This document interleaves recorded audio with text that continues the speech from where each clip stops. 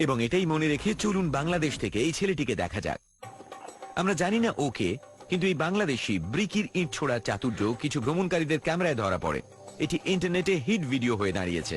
এটি একটি চমৎকার ভিডিও এবং আপনি এটা দেখে একেবারে বিস্মিত হয়ে যেতে পারেন, কিন্তু মনে রাখবেন যেটা আপনি দেখতে পাচ্ছেন না সেটা হলো জেঙ্গা খেলা।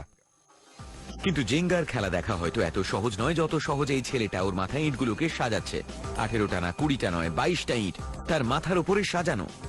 2 কিলোগ্রাম একটি ইটের ওজন হলে এই মানুষটি ওর শরীরের অর্ধেক ওজন মাথার উপর ব্যালেন্স করে চলেছেন। তিনি কিভাবে এটা করছেন? আপনি যখন কিছু নিক্ষেপ করেন সব সময় সেগুলো একটা প্যারাবোলিক আর্চ অনুসরণ করে।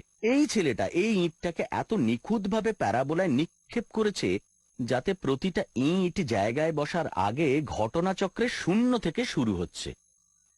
নির্দিষ্ট আবক্র গঠনের পর শীর্ষে পৌঁছে এটির গতি সম্পূর্ণরূপে কমে যায়, সংক্ষিপ্ত সময়ের জন্য এটি থেমে যায় এবং তারপর পড়তে শুরু করে। তাই যদি আপনি ওই সঠিক মুহূর্তে এটি দেখেন তাহলে মনে হবে এটি ওজনবিহীন।